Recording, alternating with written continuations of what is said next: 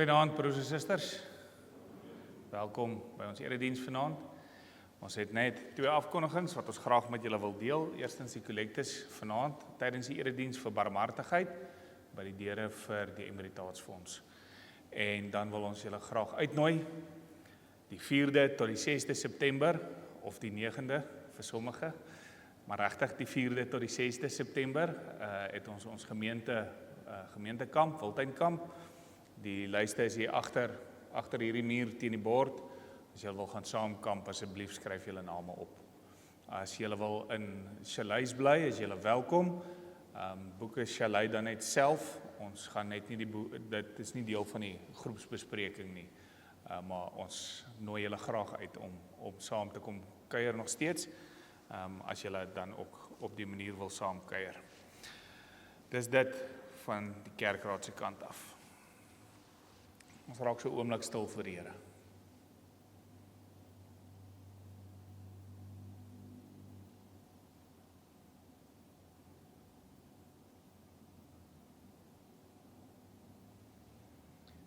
Ek kyk op na die berge. Waar sal my hulp vandaan kom? My hulp is in die naam van die Here wat die hemel en die aarde gemaak het en getrou bly tot in alle ewigheid. Verhef julle harte tot God, ontvang sy seën, genade, barmhartigheid en vrede vir julle van God ons Vader, ons Here Jesus Christus en ryklik vermeerder deur die werking van die Heilige Gees. Amen. Kom ons staan en sing ons 'n loflied vir die Here, Skrifbediening 1:2 verse 1 en 3 en dan kan ons daarna weer ons sitplekke inneem.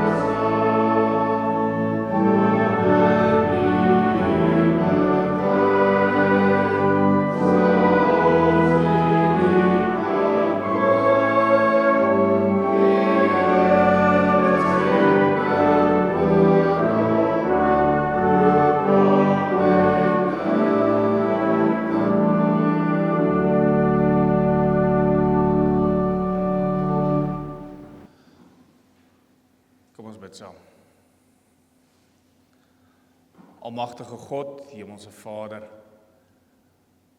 ons kom in kleinheid voor U, as ons U aanbid, as ons U loof, as ons U prys, as ons U die eer en die lof van ons harte bring wat U en U alleen toekom, U wat die hemel en die aarde gemaak het, U wat alles tot stand geroep het deur U woord. Die woord wat vlees geword het en onder ons kom woon het, sonder wie niks kon bestaan nie. Ons dank U Vader vir die voorreg om in U beeld geskape te wees, om nie net goeders te wees nie, maar wesens te wees. Wesens in U beeld geskape om U naam groot te maak en te verheerlik, geskape om te bewoon, te bewerk en te bewaar. Geskape om die evangelie te verkondig, om na U toe te wys, om alles wat is en was en ooit sal wees, te wys op die grootheid en die almag van ons ewige God en Vader. Vader, wanneer ons vanaand hier bymekaar is dit in aanbidding. Dit is om ook toegerus te word deur U woord wat duidelik tot ons spreek, deel van hierdie laaste tyd se fokus ook as ons na die wet gaan kyk het. Ons bid Here dat U ons sal lei en begelei deur U woord. As ons vanaand saam luister na U woord, mag ons daardeur toegerus word om ook prakties dit wat ons glo uit te leef en met mekaar te deel. Ons bid Vader vir die hand van seën oor ons elkeen. Wil U ons ook lei dat die woord wat ons hoor vandag en vanaand nie net in ons harte en in ons binneste sal 'n tuiste vind nie, maar dat dit ook uitvloei sal kry, dat dit soos 'n fontein sal wees wat uitborrel, wat oorloop en uitloop die wêreld in en dat ons dit prakties sal gaan uitleef. Ons dank U Vader vir genade oneindig groot in U Seun ons Here Jesus Christus, dat ons U mag ken en U mag aanbid, dat ons deur U toegerus mag word en dat U ons deur U Heilige Gees lei en skuur en skaaf en laat groei. As ons vanaand weer besig is met die skuur en skaaf, bid ons Here, vorm ons, maak ons net soos U wil. Wil U ons wil onderdanig maak aan U. Mag U wil ook ons wil word. Ons bid hierdie dinge van U Vader, nie omdat ons dit verdien nie, maar enkel en alleen uit genade alleen. Amen. Met die oog op die skriflesing en die prediking, Psalm 42, daarvan die eerste vers.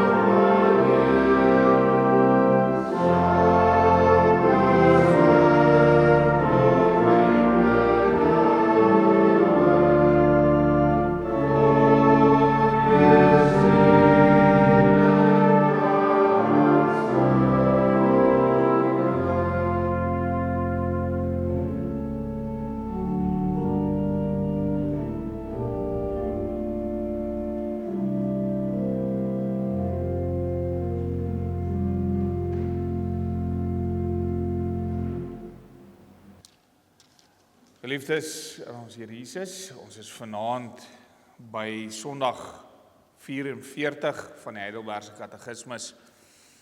Ons het die katekismus gevolg tot dusver. Hy volg die 3 hooflyne, ons sonde en ellende, ons verlossing in Christus en dan ons dankbaarheidslewe. Ons is nou besig met die deel wat ons die dankbaarheidslewe noem. En begin met die 10 gebooie wat ons oor hierdie afgelope paar sondae uiteengesit het met die aandienste. So, hoe reageer ek dankbaar teenoor die feit dat ek in Christus vrygespreek is?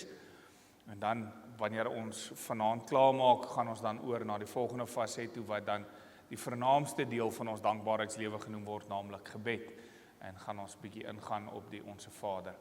Maar vanaand dan, Sondag 44, die laaste van die Heidelbergse Katekismus, maar ons belig dit uit 1 Johannes hoofstuk 2, verse 1 tot 17.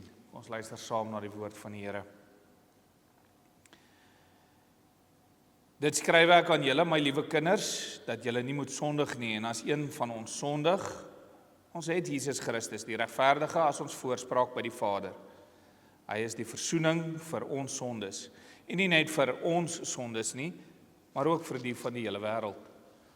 As ons die gebooie van God gehoorsaam, weet ons daaraan dat ons hom ken. Iemand wat sê, ek ken hom, maar nie sy gebooie gehoorsaam nie, is 'n leienaar en die waarheid is nie in hom nie. Wie sy woord egter gehoorsaam, in hom het die liefde van God werklik sy doel volkome bereik. Hieraan weet ons dat ons in hom is. Wie beweer dat hy in hom bly, behoort self ook te lewe soos Jesus gelewe het. Geliefdes, dit is nie 'n nuwe gebod wat ek aan julle voorskryf nie, maar 'n ou gebod wat julle van die begin af gehad het. Die ou gebod is die boodskap wat julle gehoor het, en tog is dit ook 'n nuwe gebod wat ek aan julle voorskryf. Dat dit werklik so is te sien in Jesus en ook in julle, want die duisternis is aan die verbygaan en die ware lig skyn reeds. As iemand beweer dat hy in die lig is, maar hy haat sy broer, is hy nog steeds in die duisternis.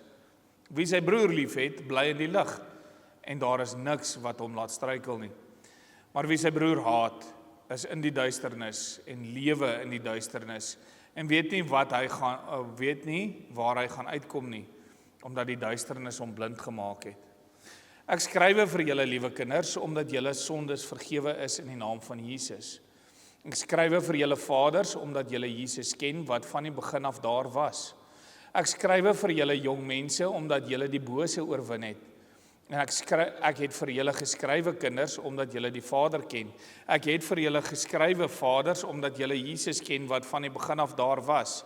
Ek het vir julle geskrywe, jong mense, omdat julle sterk is, en die woord van God in julle bly, en julle die bose oorwin het. Moenie die sondige wêreld en die dinge van die wêreld lief hê nie. As iemand die wêreld lief het, is die Vader se liefde nie in hom nie. Die wêreldse dinge, alles wat die sondige mens begeer, alles wat sy oë sien en begeer, al sy gesteldheid op besit, kom nie van die Vader nie, maar uit die wêreld. En die wêreld met sy verleidelike dinge gaan verby. Maar wie die wil van God doen, hy bly ewig lewe. Ons gaan dan in op Sondag 44. Ons doen net vraag en antwoord 113. Wat eis die 10de gebod van ons? Selfs die geringste begeerte of gedagte teen enige gebod van God mag nooit in ons hart opkom nie. Ons moet altyd en heel hartig vyande van alle sonde wees en 'n begeerte tot alle geregtigheid hê. Geliefdes in ons Here Jesus Christus, ons staan vanaand stil by die laaste van die 10 gebooie. En hierdie gebod, soos julle sal agterkom, is eintlik 'n samevatting van al 10 gebooie.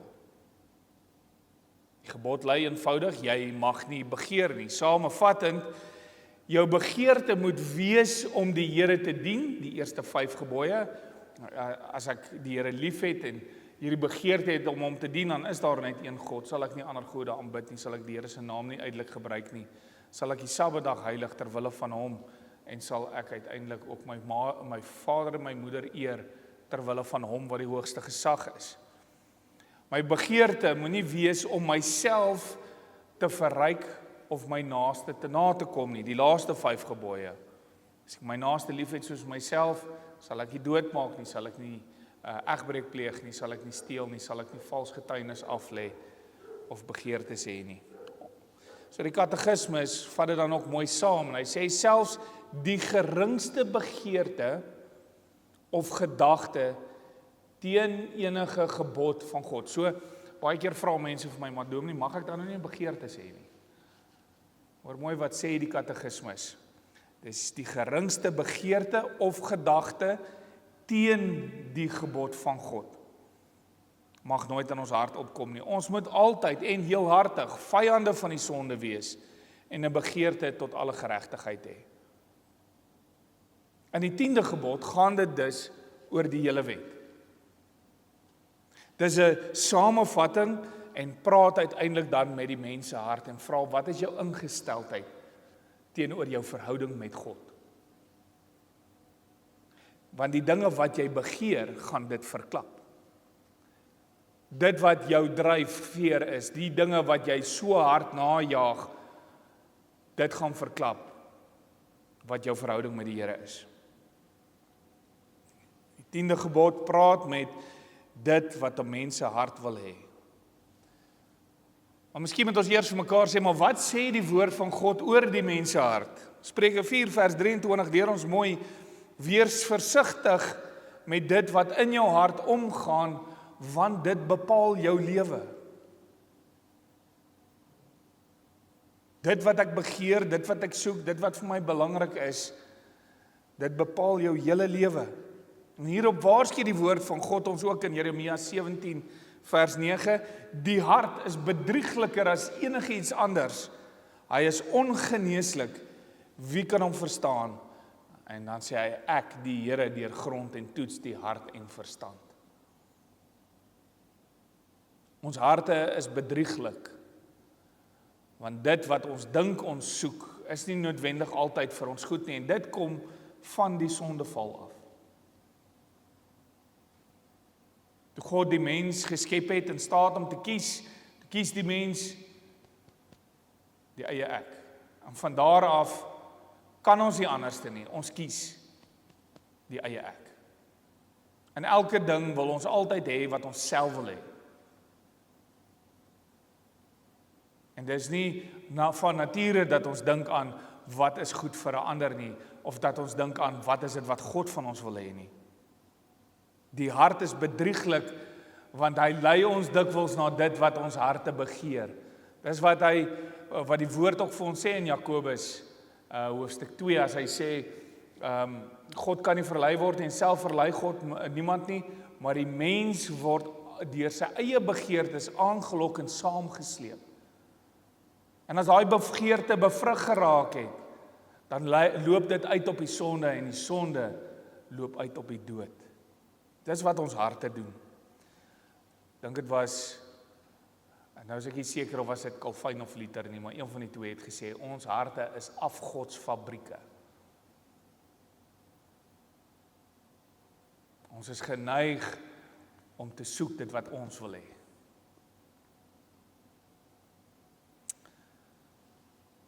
Ons harte is bedrieglik, want dit wat ons dink ons soek, is nie noodwendig altyd vir ons goed nie.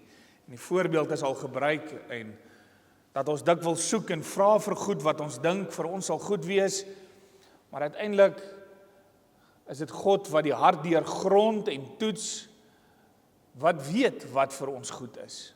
Soos 'n pa wat vir sy klein seentjie sê, moenie met die pofadder speel nie. Sy kind beskerm teen dit wat vir hom sleg is, en nie vir hom gee wat hy wil hê nie, ook al wil hy hoe graag met daai pofadder speel. So sê die Vader dikwels vir ons, eenvoudig nee, juis omdat dit wat ons hart begeer, nie vir ons goed is nie. En dikwels sien ons dit in praktyk, hoe Spreuke se waarskuwing sigbaar word, en mense wat hulle lewe deurbring om geld te jaag, of erkenning op te soek, of soveel ander voorbeelde wat ons kan opnoem. Dis my hartse begeerte, en ek werp alles in die stryd om dit myne te maak, en langs die pad, dan verloor ek huweliksmaat en kinders en vriende, maar ek jaag my droom. Dit is dikwels ook die woorde wat ons hoor op die TV, waar die een vir die karakter vir die ander ene die advies gee, volg jou hart. Vertrou jou hart. Doen dit wat jou laat goed voel. Geliefdes, dis byvoorbeeld wat in Romeine ook uitgebeeld word. Spesifiek wanneer dit raak aan die saak van selfde geslag verhoudinge. En dan sê die Here, omdat hulle dit van geen belang ag om my te ken nie, gee ek hulle oor aan hulle verdraaide opvattings.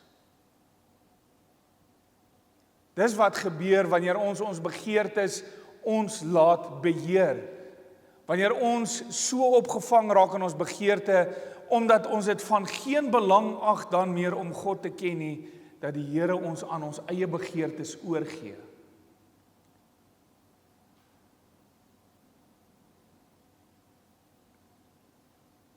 Die Bybel sê dit vir ons duidelik, jou hart is bedrieglik. Daarom moet jy ook versigtig wees met dit wat in jou hart omgaan. Hoe doen 'n mens dit? Hoe meet 'n mens hierdie begeertes wat in my hart is, of dit werklik in lyn is met dit wat God wil hê, en of dit eenvoudig net my eie hart is? Ons meet dit aan God se woord en meer spesifiek aan die gebooie van God. Vers 3 van ons teks: as ons die gebooie van God gehoorsaam, weet ons daaraan dat ons hom ken. Ons weet dat ons in verhouding met die lewende God staan, en soos ons vanmôre vir mekaar gesê het, dat ons dankbaar dan reageer op die feit dat hy ons vrygekoop het. Dis geloof wat vrug dra. Ek weet, my begeertes moet in lyn wees met dit wat God ons in sy gebooie leer, en daarom die waarskuwing in die katekismes ook om te sê, dat ons geen begeerte of gedagte teen die gebod van God mag hou nie. Dis ons maatstaf. Ons weet dat ons in verhouding met die lewende God staan, en dat ons vrygekoop is en moet vrug dra. En dis waarom ons teks ook begin met die versekering. Weereens, Christus het alles gedoen. Die prys is betaal. As ons na die eise van die wet kyk as 'n riglyn vir verlossing, dan moet ons almal erken dat ons tekort skiet. Ons kan nie goeie dinge doen om gered te word nie. Ons is nie inherënt in onsself natuurlik goed nie. Maar ons doen goeie dinge omdat ons gered is. Dis hoe die verhouding verander in Jesus Christus. Ek kan nie goeie dinge doen om gered te word nie. Ek kan dit net doen in reaksie op die feit dat Jesus Christus klaar aan die eise voldoen het. Dis hoekom ons lees in vers 1 en 2, en as een van ons sondig, ons het Jesus Christus, die regverdige, as ons voorspraak by die Vader. Hy is die versoening van ons sondes. Hy is die rede vir ons vryspraak, nie ek nie. Nie my goeie dade nie. Hy is die een wat my vryspreek. En soos ek dit ook altyd in die belydennisklas verduidelik, as ek my goeie dade as 'n maatstaf wil gebruik, dan kyk 'n mens na die 10 gebooie as jou standaard. En gou-gou kom ons agter as ons die woorde van die wet lees in die eerste plek, in die tweede plek as ons gaan luister na dit wat Jesus in die woord self oor die wet sê, dat ek nie kan voldoen aan die standaard van die wet nie.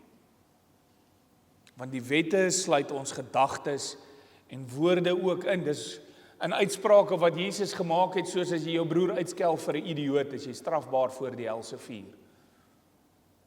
As jy na iemand kyk en in jou hart begeer, het jy klaar die 7de gebod oortree. As jy haatlik oor iemand praat, is jy skuldig aan die 6de gebod. Die eise is onmoontlik hoog van die wet. En daarom leer ons in Romeine 3 dat daar nie een is wat regverdig is nie, selfs nie een nie. En leer Jakobus 2 ons, as ons in een opsig van die wet struikel ons ten opsigte van die hele wet. Met ander woorde, kom ons sê ons het 'n baie goeie dag vandag gehad, en ons het 4 uit die 10 gebooie gehoorsaam. En ons sou die wet as eis vat en sê, om die wet te gehoorsaam gaan my in die hemel bring. En ek het 4 wette gehoorsaam, met ek 4 trappies opgeklim, reg? Maar die realiteit is wat Jakobus dan vir ons sê, maar as jy 1 wet oortree, het jy almal oortree. So met ander woorde, vir elke een wat jy oortree het, maal 10.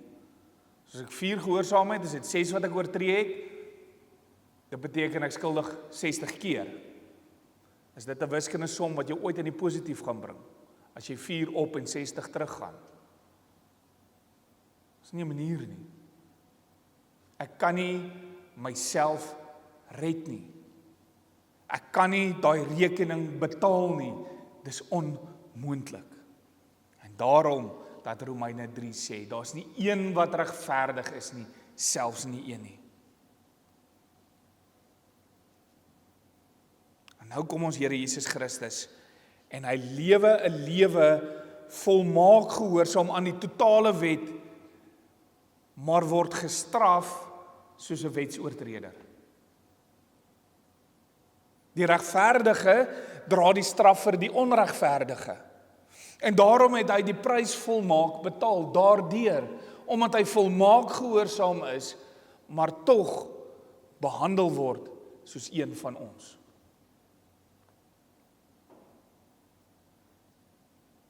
Niks is daar om by te voeg by wat hy gedoen het nie.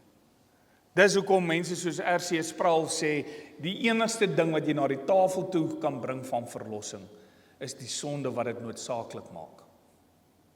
Dis jou enigste bydrae.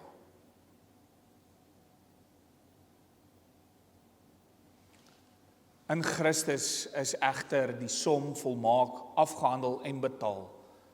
Al wat ons nou kan doen om deel te kry daaraan, is om te glo in ons Here Jesus Christus. Dis Johannes 3:16. Want so lief het God die wêreld gehad, dat hy sy enigste seun gegee het, sodat elkeen wat in hom glo, die ewige lewe sal hê. Wat is geloof? Geloof is kennis om te weet wie God is, om in verhouding met hom te staan, en vertroue. Dit beteken, ek leef in 'n verhouding waar ek vertrou dat God is wie hy is. En dat hy daarom die eise van sy wet, die eise van sy woord vir my goed is. Ook al wil ek dit soms nie hoor nie. Ook al is dit soms ongemaklik. Maar omdat ek in hom glo, vertrou ek dat dit wat hy van my vra reg en goed is. En tog gaan nie almal wat vir hom Here, Here sê hemel toe nie, want nie almal wat hom aanroep glo opreg nie. En dis die rede. Die vraag is dus vir jou en vir my, hoe weet ek of ek opreg glo of nie? Die toets is, doen ek wat ek glo? Weer Jakobus 2. 'n geloof wat nie oorgaan in dade nie, is soos 'n liggaam wat nie asemhaal nie. Doen ek wat ek sê ek glo? Tree ek op soos iemand wat losgekoop is? Dra ek vrug wat pas by 'n boom wat langs die waterstrome geplant is? Dis wat ons teks sê. As ons die gebooie van God gehoorsaam, weet ons daaraan. Dis geloof wat in dade oorgaan. As ek die gebooie gehoorsaam, weet ek dat ons hom ken. Ons dade bevestig 'n geloofsverhouding met die lewende God. As ek met alles in my soek om dit te doen wat hy van my vra, dan kan ek weet ek is 'n ware kind van God. En dit is wat die res van ons teks beklemtoon, vers 4 en verder. Iemand wat sê ek ken hom, maar nie sy gebooie gehoorsaam nie, is 'n leienaar en die waarheid is nie in hom nie. Wie sy woord gehoorsaam, egter gehoorsaam, in hom het die liefde van God werklik sy doel volkome bereik. Hieraan weet ons dat ons in hom is. Wie beweer dat hy in hom bly, behoort self ook te lewe soos Jesus gelewe het. As iemand beweer dat hy in die lig is, maar hy haat sy broer, is hy nog steeds in die duisternis. Dis 'n boom wat nie vrug dra nie. En dan kom hy by die kruks van die saak, as hy sê, as jy die Here ken, as jy hom liefhet, en jy wil hom gehoorsaam, dan moet jou begeerte wees na die dinge wat hy vir ons gee. Dan moet jou begeerte wees na hom. Dan moet jou begeerte wees om in 'n lewende verhouding met hom te staan. Dan kan jou begeerte nie wees vir die Hilux en die Ferrari en die geld en die aansien en gaan so aan nie. Dan kan my dryf in die lewe nie wees die volgende ding wat ek kan hê nie. Want as dit my begeerte is, dan oortree ek die 10de gebod. Maar wanneer my begeerte is om die Here te dien, eerste, bo alles, voor alles, dan is ek gehoorsaam aan die 10de gebod. Beteken dit jy mag nie ambisie hê nie? Beteken dit ek mag nie goed wil bereik en werk na 'n doel toe nie? Beslis nie. Nee, jy mag. En die Here seën ons dikwels met oorvloed, juis sodat ons tot seën vir ander kan wees. Maar as dit ons absolute begeerte word, die ding word waarom my bestaan gaan,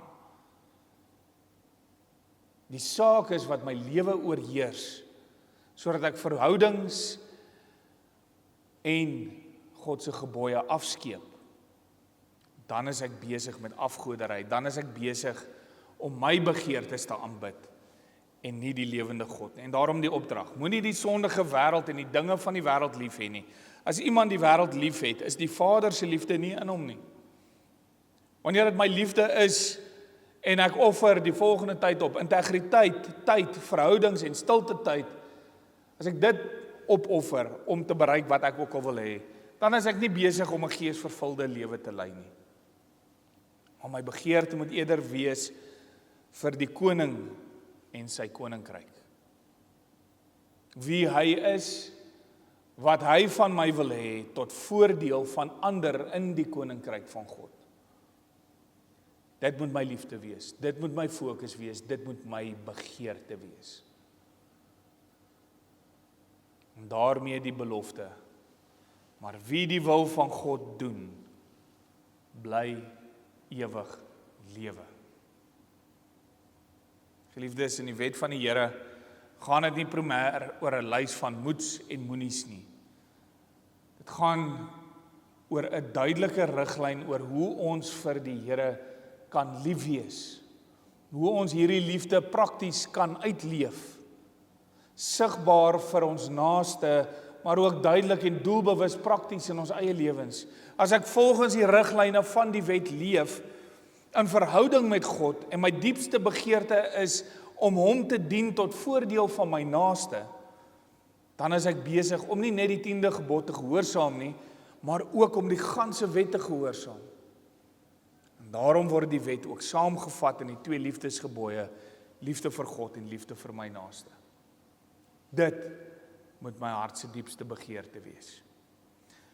Mag God ons deur sy Gees lei om so 'n lewe te leef, een gevul met 'n begeerte vir hom.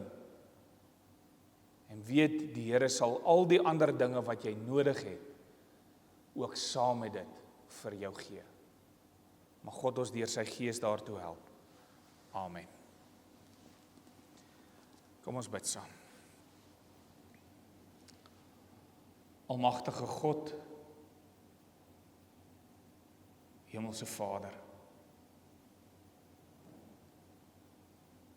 as ons vanaand hier saam is, dan is dit ook om saam ons afhanklikheid van U te verklaar. Afhanklikheid in terme van dit wat ons elke dag nodig het, afhanklikheid in terme van die feit dat ons nie eers kan bestaan sonder U nie, maar ook 'n afhanklikheid om te sê, dis ook nie die moeite werd sonder U nie.